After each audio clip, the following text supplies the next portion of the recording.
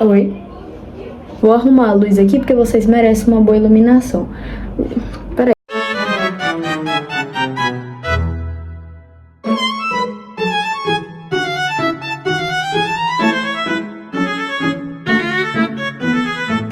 Fala galera, sejam muito bem-vindos ao canal do Matéria por Matéria e hoje eu tô aqui para explicar para vocês o que foi a crise de 29 do começo ao fim sem resumo nenhum. Então para você que quer aprender tudo sobre a crise de 29, fica nesse vídeo que eu vou te explicar tudo o que você precisa saber. Bom, antes de tudo a gente precisa voltar lá na Primeira Guerra Mundial ou depois da Primeira Guerra Mundial.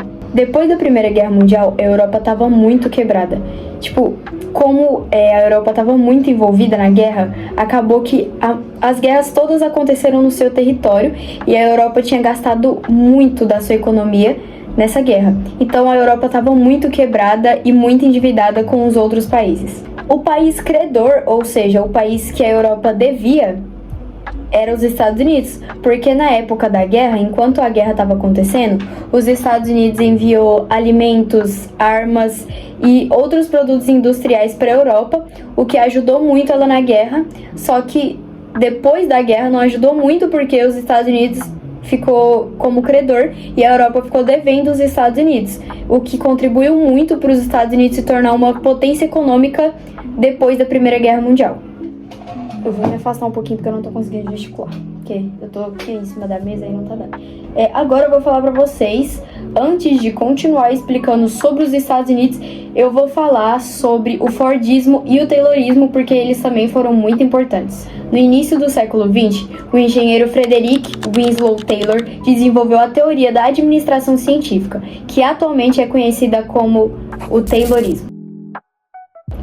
O Taylorismo era um sistema de organização do trabalho cujo objetivo principal era aumentar a eficiência e a produtividade dos trabalhadores através de métodos científicos. Taylor acreditava que cada tarefa podia ser dividida em pequenos passos e cronometrada, o que ajudava a encontrar modos mais rápidos e eficientes de executá-la. Como eu disse no início, o Taylorismo ficou mais para uma teoria, não foi amplamente aplicado nas fábricas, mas futuramente veio um homem chamado Henry Ford, que ele criou o Ford T e o Fordismo, que seguia exatamente as ideias do Taylorismo. Em 1913, Henry Ford implementou nas fábricas de automóveis a linha de montagem na qual um carro passava na esteira e cada operário fazia uma tarefa simples e repetitiva, como vocês podem ver nas imagens. E esse método que o Henry Ford implementou nas fábricas contribuiu muito porque ajudou a reduzir os custos, contribuiu para uma melhor produção e ajudou ao Ford T, que era o carro mais vendido na época, o mais famoso, a ser vendido para a população por preços mais acessíveis, assim podemos dizer. Além de implementar a linha de montagem nas fábricas, Henry Ford também teve uma ideia, assim, esquisita. Bom, tecnicamente, ele aumentou o salário dos funcionários dele para que os funcionários comprassem os produtos que eles mesmos fabricavam nas fábricas. Como, por exemplo, você trabalha numa indústria. Vamos colocar mais fácil. Você trabalha num restaurante e você recebe, sei lá, 2.000 por mês. O seu chefe aumenta o seu salário para 3.000. Só que esses R$1.000 que você tá ganhando de aumento, você tem que gastar eles só comprando comida do restaurante. E era exatamente isso que o Henry Ford tinha como objetivo. Ele aumentou o salário dos funcionários dele para que eles comprassem mais produtos e os carros também que eram produzidos nas fábricas. Os resultados desses métodos foi uma grande explosão na produção industrial, contribuiu muito e, além disso, também iniciou uma nova era de consumo nos Estados Unidos. Agora vamos voltar exatamente para os Estados Unidos. Nos anos de 1920, os Estados Unidos estavam com uma economia incrível. Eles estavam vivendo uma era chamada Anos Loucos ou Anos Dourados, que em inglês pode ser pronunciado como Roaring Twenties. Não sei se eu falei certo. Mas tinha um detalhe muito importante. Na época de desenvolvimento dos Estados Unidos, a Europa estava quebrada, como eu disse no início do vídeo. Então, os Estados Unidos quis ajudar e enviou muitos produtos para a Europa. Começou a produzir muito mais e começou a enviar produtos para a Europa para ajudar ela a se reerguer. Mas com o tempo, a Europa começou a se reerguer e ficou bem de novo e parou de depender dos produtos dos Estados Unidos. Só que mesmo assim, os Estados Unidos continuou produzindo na mesma quantidade, como se o mundo inteiro dependesse dele. Acabou que essa alta produção e baixa exportação gerou impactos muito negativos para os Estados Unidos, porque como as indústrias estavam produzindo muito, a população não tinha dinheiro suficiente para comprar tudo aquilo que estava sendo produzido. Então, como tinha muito produto em estoque, acabou que gerou uma baixa nos preços e muitas empresas foram à falência e muitas pessoas foram demitidas. E foi aí que começou a crise de 29. Enquanto a superprodução nas indústrias aumentava, outra parte da população, geralmente a parte da população que tinha mais dinheiro, investiu em bolsas de valores, e a principal delas era a Bolsa de Valores de Nova York. Por volta de 1928, alguns investidores profissionais perceberam que as ações estavam caríssimas, então eles começaram a vender as ações para ver no que ia dar e começaram a suspeitar de que essa bolsa de valores talvez não fosse tão confiável assim. E você deve estar se perguntando, mas o Estado não interviu, o Estado não tinha nada a ver. Gente, naquela época, os Estados Unidos estavam vivendo um grande liberalismo econômico e não é à toa que essa época teve uma nomeação de crise do liberalismo econômico. O liberalismo econômico simplesmente quer dizer que o Estado não vai intervir na economia, ou seja, o Estado e a economia do país não tem nada a ver, são coisas distintas que não se misturam.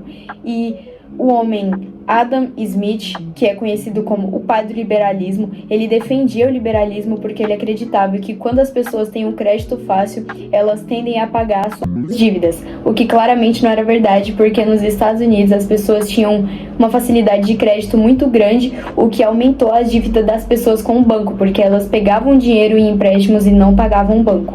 Acabou que com tantas pessoas vendendo suas ações, o valor despencou total e os bancos faliram, ficaram quebrados. A população ficou em choque e pânico. Então todo mundo perdeu a confiança nos investimentos, então a economia simplesmente parou.